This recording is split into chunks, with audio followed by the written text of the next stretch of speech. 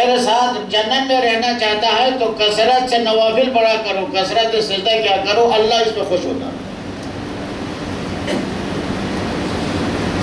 ابو ہریرہ رضی اللہ تعالی عنہ فرماتے ہیں کہ اس حدیث سننے کے بعد میں مسجد میں آیا ہو اور رابعہ سجدے میں نہ ہو، یہ نہیں ہوا۔ میں مسجد میں آیا اور رابعہ سجدے میں نہ ہو، ایسا کبھی نہیں ہوا۔ اللہ کو خوش کرنے کے لیے بچے ایک طرف، ملک ایک طرف، مال و دولت ایک طرف، سب کچھ ایک طرف ہے، لیکن اللہ کو نہیں چھوڑنے کا، اللہ کے حکم کو نہیں چھوڑنے کا۔ ابو سلمہ رضی اللہ تعالی عنہ مکے سے ہجرت کر کے مدینہ آ رہے تھے۔ نبی کریم صلی اللہ علیہ وسلم پہلے مکے سے مدینہ آ چکے تھے۔ ابو سلمہ مکے میں رہا نہیں جاتا تھا۔ اب نبی میں یہ میں کیسے رہوں، صبح دیکھو خالی، شام کو دیکھو تو خالی، پریشان ہے۔ ایک دن تہیہ کیا کہ میں نے مدینہ جانا ہے مکہ چھوڑ کر۔ ایک اونٹ پہ سامان رکھا اور ام سلمہ اور بچے کو بٹھایا، ایک اونٹ پہ خود بیٹھا، سامان رکھا، مکے سے نکلا۔ ام سلمہ کے بھائی لوگ آ گئے، ابو سلمہ تم جا سکتا ہے، ہماری بہن کو نہیں لے جا سکتا، یہ ہماری بہن ہے، وہ نہیں جائے گی، وہ تم جانا ہے تو جاؤ، یہ ہم لوگوں کی بہن ہے، ہم جانا نہیں دینا اس کو۔ ہاں ٹھیک ہے، رکھو، جانے دیا۔ اب اکیلا آدمی اونٹ پہ سوار ہو کے، چھوٹا بچہ وہ بھی چھوڑا اور بیوی اس کو بھی چھوڑ دیا۔ مقام ہے نا، اللہ اکبر، کس کا دل دین سے محبت ہے، کس کا دل محمد رسول اللہ سے محبت ہے، کس کا دل اللہ سے محبت ہے۔ مال بھی چھین لیا، بیوی بھی چھین لیا، چھوٹا بچہ بھی چھین لیا۔ ابو سلمہ مکے سے نکلے، بعد میں خبر ہوئی کہ ابو سلمہ کے بھائیوں کو کہ ہمارے بھتیجا جو وہ لوگ لے جا رہا ہے۔ ابو سلمہ کے بھائی لوگ آ گئے، ام سلمہ سے بچہ چھین لیا، ان کو کہا یہ تمہاری بہن ہے، بچہ تو ہمارا ہے، ہمارے بھائی کا بچہ ہے، ہمارے بھتیجا ہے، ہم نہیں دیں گے۔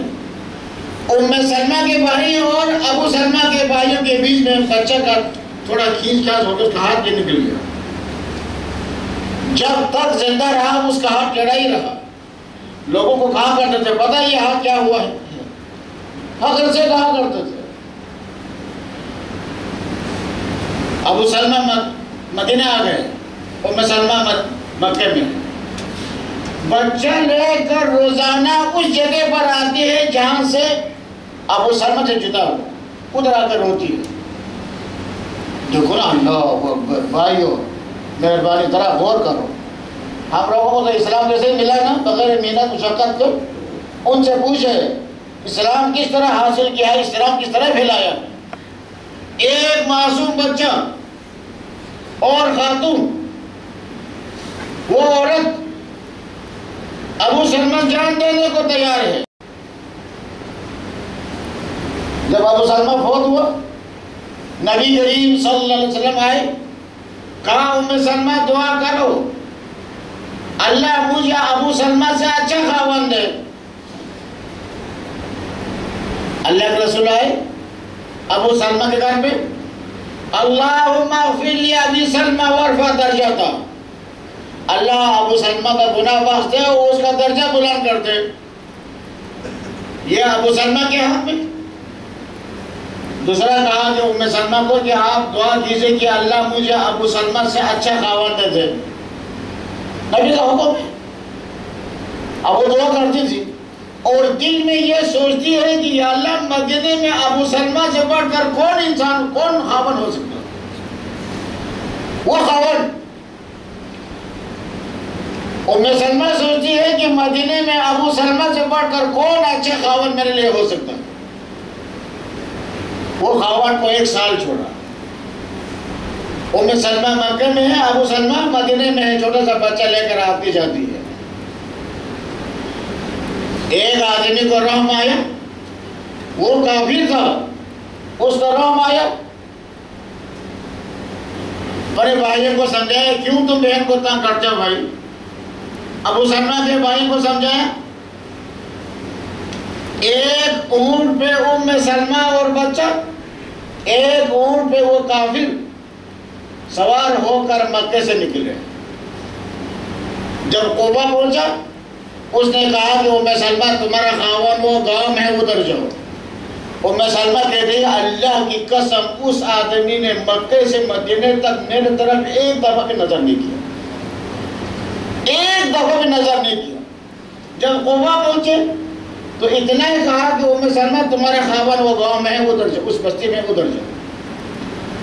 یہ سب اسلام کے خاطر کیا ہے، یہ سب اللہ کے خاطر کیا ہے، اسی لیے اللہ نے ایسے ان کو مقام دیا ہے۔ جب ام سلمہ کا ذکر آتا ہے، ابو سلمہ فوت ہونے کے بعد ام سلمہ دعا کرتی ہے، اللہ مجھے میں بھی کہوں گا، میں کہا دعا کرو اللہ مجھے ابو سلمہ سے اچھا خاوند دے، دعا کرتی ہے، دل میں یہ سوچے کہ ابو سلمہ سے اچھا آدمی کون ہو سکتا ہے۔ 4 مہینہ 10 دن کے بعد نبی کریم صلی اللہ علیہ وسلم نے پیغام بھیجا، ام سلمہ کو کہا کہ میرے ساتھ نکاح کرو۔ کہا میرے بچے ہیں، بولا تمہارے بچے ہیں، وہ میرے بھی بچے ہیں۔ ولی کون بنا؟ ولی ام سلمہ کا ولی کون بنا؟ اس کا لڑکا عمر، لڑکا اس کا کیا بنا؟ ولی بنا۔